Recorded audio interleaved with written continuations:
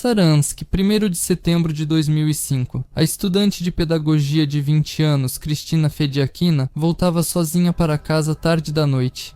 Ela estava voltando de uma comemoração de aniversário de um amigo, onde havia brigado com seu namorado, Oleg. No caminho, ela encontrou um rapaz educado que se ofereceu para acompanhá-la até em casa. Abalada, a garota decidiu não recusar. Afinal, já era quase noite na rua e era mais seguro ir acompanhada do que sozinha. Mas a garota nunca chegou em casa. Bem na frente do prédio, esse rapaz desconhecido atacou Kristina. Ele a arrastou para os arbustos próximos e a violentou. Após conseguir o que queria, o homem a deixou ir. A garota, em estado de choque após o ocorrido, caminhou calmamente de volta para casa, mas o homem de repente percebeu que sentia uma elevação física e emocional incomum. Ele logo alcançou Fediakina, abusou dela novamente e depois disso, o homem a estrangulou com o cinto da bolsa nova dela, de onde pegou a carteira, o celular e as joias. Retirou anel, brincos e crucifixo de ouro dela e fugiu do local do crime. O corpo de Kristina Fediakina permaneceu lá até amanhã. Não menos horrível foi o fato de que ela foi encontrada por crianças que iam tranquilamente para a escola naquele dia. Um dos primeiros suspeitos foi o namorado de Kristina. Sua identidade foi estabelecida imediatamente. Ele foi localizado, levado para a delegacia e interrogado. Foram coletadas suas impressões digitais e realizados vários exames que deveriam determinar seu status, suspeito ou testemunha. Os peritos examinaram minuciosamente as roupas do rapaz. Ele foi verificado tanto por meio investigativo quanto operacional, checaram seu álibi, interrogaram seus parentes e ele próprio, até mesmo realizaram um exame psicofisiológico no polígrafo. O álibi foi confirmado e os investigadores começaram a trabalhar em outras versões. Os detetives buscavam o criminoso entre os já condenados por abuso, roubo e assalto.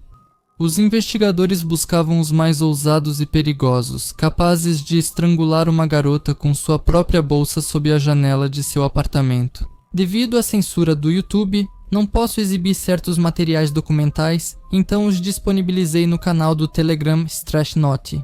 Acesse e inscreva-se pelo link abaixo do vídeo. As conversas sobre a morte de Fediakina ainda não tinham cessado na cidade quando outra tragédia aconteceu. Uma semana depois, transeuntes acharam outro corpo na mesma região. Era Ekaterina Tarasova, 16 anos recém-chegada a Saransk de um vilarejo. A garota sonhava em se formar como cabeleireira e trabalhar em um dos salões de beleza locais. A história praticamente se repetiu exatamente da mesma forma. Um homem agradável na aparência e na conversa se ofereceu para acompanhá-la tarde da noite, mas no primeiro lugar deserto que encontrou, abusou dela. Ekaterina morreu. O cruel criminoso também estrangulou Tarasova com as mangas de sua jaqueta corta-vento vermelho carmesim. Da bolsa dela, ele roubou joias, brincos, um par de anéis e uma pequena quantia em dinheiro. Os investigadores localizaram o último local da moça e reconstruíram seu trajeto a partir da casa da amiga. A dificuldade aumentou porque só a amiga havia conversado com ela. O grupo de investigação verificou se havia alguma ligação entre as vítimas. As moças não se conheciam, nada as ligava, exceto a causa da morte. Ambas foram violentadas e depois estranguladas com objetos do próprio guarda-roupa. O homem cometeu um erro fatal para si mesmo. Ele não usava contraceptivos, então, ao receber os resultados da perícia, os policiais entenderam que ambos os crimes foram cometidos pela mesma pessoa. Isso significava que havia um novo maníaco na cidade. Rumores assustadores começaram a se espalhar pela cidade. Os parentes temiam deixar as garotas saírem sozinhas. Os detetives investigavam muitas pessoas diariamente, mas logo houve outro crime. O corpo foi achado uma semana após a morte anterior. O maníaco claramente demonstrava sua assinatura especial e desafiava a investigação. O próximo crime ocorreu em 22 de setembro de 2005. Na rua, o maníaco conheceu Yulia Lanchina, de 19 anos. Por uma coincidência incrível, a garota era colega de turma de sua primeira vítima, Kristina Fediakina. Parentes e amigos lembram que Yulia falou com ele sobre a morte da conhecida. Lanchina criou uma forma de se proteger do maníaco. Fingiu ter deficiência intelectual. Na teoria era assim, mas na prática o plano falhou. O maníaco pareceu muito simpático para ela, então Yulia aceitou ir com prazer ao café e depois à boate com um novo pretendente. A garota morreu, como as outras. Seu corpo foi achado a poucos metros de casa. O maníaco estrangulou Lanchina com o cadarço do próprio tênis dela. Ele roubou o dinheiro da garota, tirou seus brincos e anéis. Depois que o terceiro corpo foi encontrado, todas as delegacias da cidade foram mobilizadas para solucionar o crime. Patrulhas reforçadas apareceram nas ruas e até tentaram pegar o maníaco usando policiais mulheres de Saransk como isca. Qualquer pessoa suspeita que tentasse conversar com as policiais disfarçadas era detida e levada para a delegacia mais próxima. Mas esse caminho acabou sendo um beco sem saída. A polícia não recebia informações sobre novas vítimas. Para desvendar o crime, os investigadores analisaram crimes semelhantes já ocorridos no país. Enquanto isso, os detetives buscavam pertences e joias roubados pelo maníaco. O criminoso de Saransk não planejava parar, mas o destino interveio. Em 24 de setembro de 2005, ele roubou um carro da oficina onde trabalhava para dar uma volta. Ele perdeu o controle do veículo, bateu em um poste em alta velocidade e passou 7 meses no hospital. Ele saiu do hospital apenas no fim de abril de 2006. Saiu com deficiência. Após o acidente, ele mancava bastante e não conseguia ficar parado. Então, em 4 de maio, atacou Helena Sosnina, de 20 anos. A moça escapou e fugiu milagrosamente. O maníaco não conseguiu alcançá-la por causa da sua nova deficiência, então teve que se contentar apenas com a bolsa que conseguiu pegar. A vítima não só conseguiu fugir, mas também se lembrou bem do agressor. Os investigadores obtiveram a descrição da aparência, das roupas e depois um retrato falado do criminoso. O maníaco decidiu esconder o celular da última vítima em sua casa. Uma vez, Helena Arkipovna, companheira do homem, achou o aparelho, ligou e fez uma chamada. Ela não sabia que Sosnina já havia feito um boletim de ocorrência sobre o roubo e que os policiais estavam monitorando o aparelho e iriam ao local assim que detectassem o dispositivo.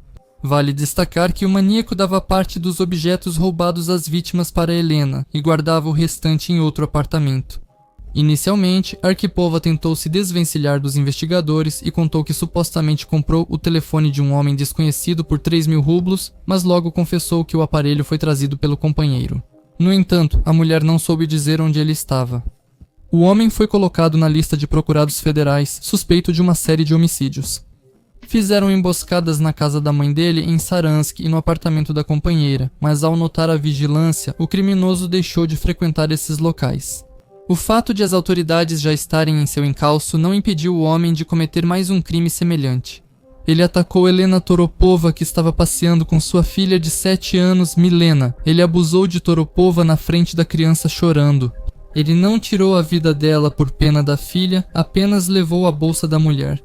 O criminoso ficou com um MP3 player uma pequena quantia em dinheiro e joias. Naquela mesma noite, o homem tentou abusar novamente. O maníaco atacou uma garota no elevador, mas ela conseguiu acertar um chute no saco dele e fugir. Quando um dos moradores do prédio saiu para uma escada no andar de cima, o criminoso fugiu novamente do local do crime. O maníaco foi preso em julho de 2006. Ele era Dmitry Balakin, de 21 anos. O homem nasceu em 24 de fevereiro de 1985 na República Socialista Soviética Autônoma da Mordóvia, sendo o filho do meio entre 3 irmãos. Testemunhas dizem que na juventude o rapaz era agressivo e nos últimos anos de escola passou a extorquir dinheiro de alunos mais novos, colegas mais fracos e depois de transeuntes. De 2000 a 2002.